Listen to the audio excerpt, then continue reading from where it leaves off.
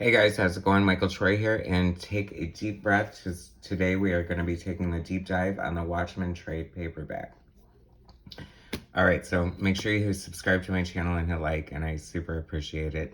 This is the Watchmen trade paperback. I did a video on the art of the Watchmen, so this is the actual famous maxi series from the 80s that deconstructed superheroes and changed the genre as we know it forever. I don't think this can, like, the majesty of this can ever be recreated. There's so much history to this.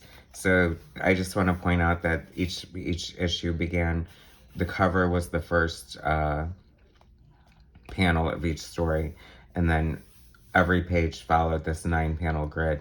Not to say that it always had 9 panels on it, but within the confines of this grid, there must be a narrative reasoning behind it, obviously, or a stylistic choice.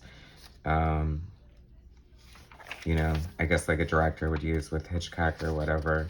And there were just so many great storytelling devices here, you know, as far as, Alan Moore is known for his extremely dense scripts, and I can only imagine what they look like for this series and how Dave, I feel it's intimidating a lot of time to translate a writer's script, but I guess it's part of the job and you have to be adept at it. And this is different than the Marvel way of scripting. There's the big blue naked Dr. Manhattan. That was never distracting, eh? But just so much, you know, went into this. Just so much detailing and, you know, just like, I'm sure there's meaning in everything, in the graffiti and, you know, the shape of Rorschach's mask. And so this is when superheroes got dark and grew up, along with Frank Miller's Dark Knight. And, you know, this dealt with heady subjects. I think this is before Vertigo, DC's like creator-owned adult line of comics, which would have probably been better for this, considering how the copyright issues went sour after this.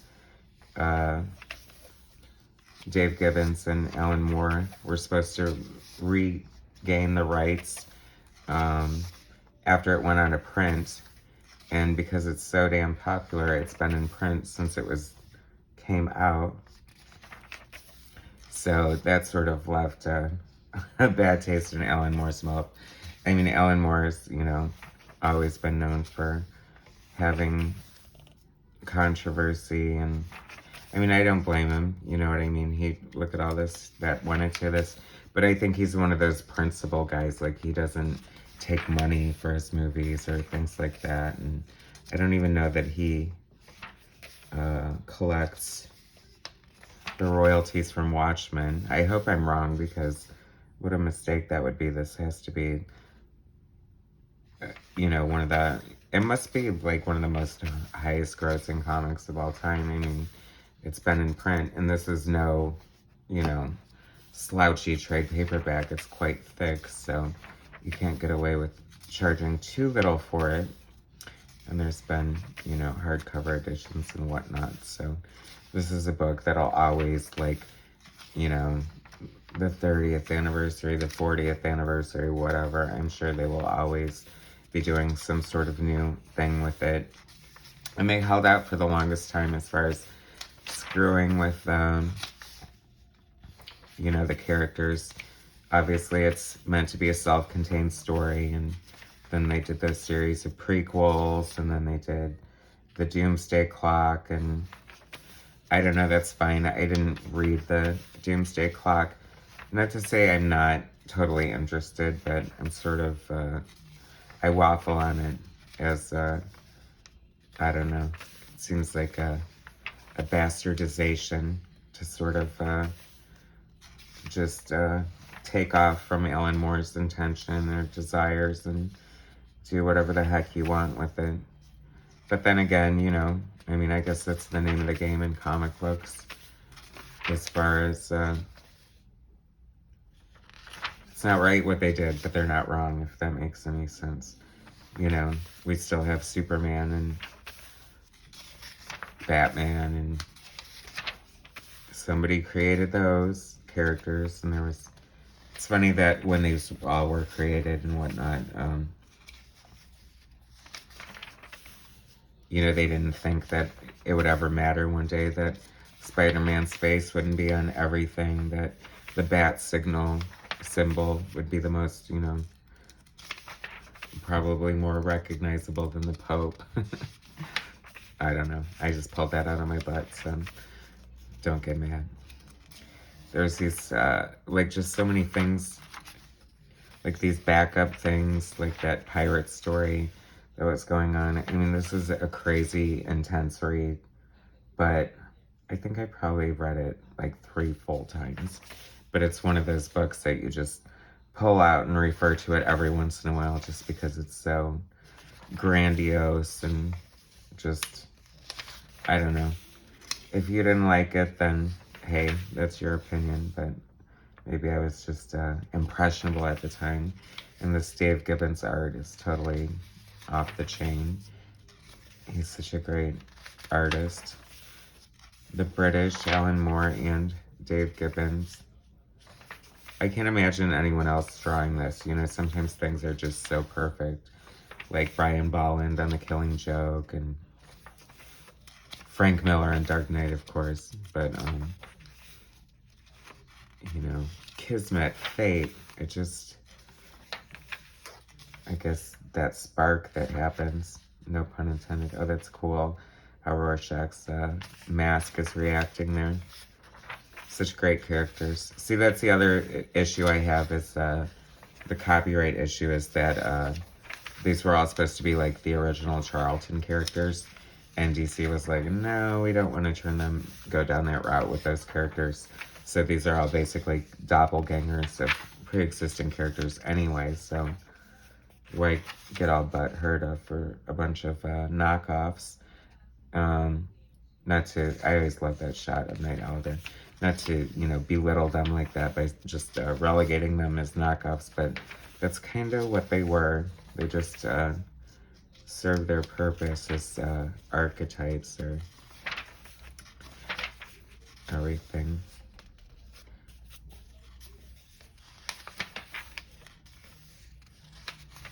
There was so much drama, and we should, Dave Gibbons did the penciling and inking and storytelling, I should say, because that is a major feat, what he pulled off here. And Alan Morris, of course, the writer. And John Higgins is the colorist, who also colored the original Killing Joke. He does these great, like, mood-setting colors. I like how saturated all that is. It makes it comic booky in a way, you know.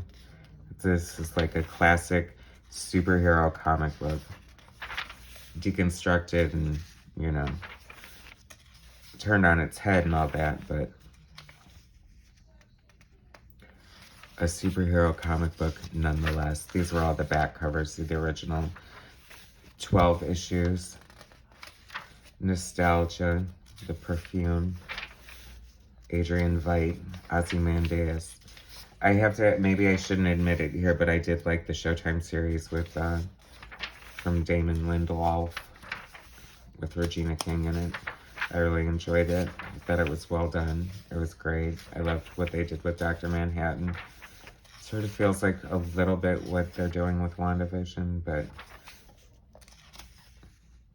I'm probably not right about that. So many great storytelling devices. I mean, this is great as, like, to sit down and read it all at once. There's so many callbacks and references and imagery. I think we're getting down to the wire here. Not really, but getting there. Such a great shot of the owl ship. Like everything, it's so funny, the owl ship, because it's like a riff on Blue Beetle, and, you know, I think it's just funny. It's so reflective of the superheroes of their time.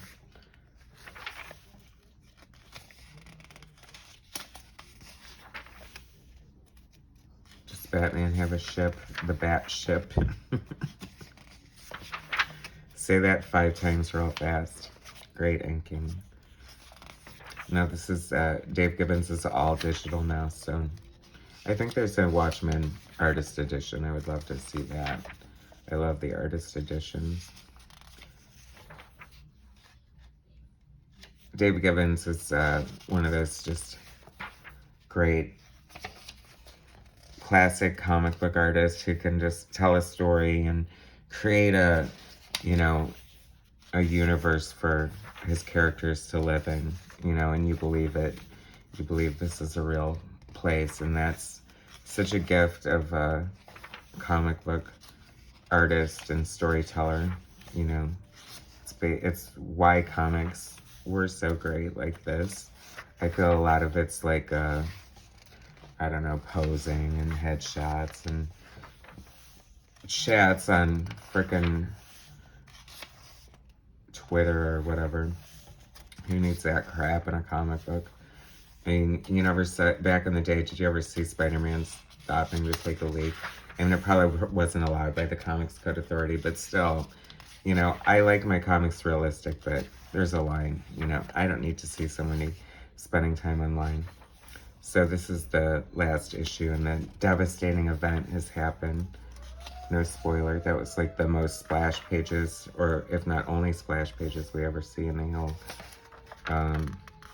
series, which isn't entirely fair to say because the cover acted as the splash page. And that's not only a great storytelling device, but a great economy of space to tell your story. Lots of crazy crap happening in this book. Dr. Manhattan's just so cool. I always love those cold, emotionless, powerful characters. Vision, Dr. Spock. The more stoic, the better. We'll save the drama for Captain Kirk. It's so funny. I mean, logically, I know why they chose to have Dr. Manhattan not need or want clothing, but it is an issue, I guess. Not really, but something everyone remembers. So that was the big deep dive on the Watchmen maxi series trade paperback. Anyway, so thanks for taking the time to look at that with me, and hit subscribe to my channel and like, and I'll bring some more content later. All right, thanks guys, bye.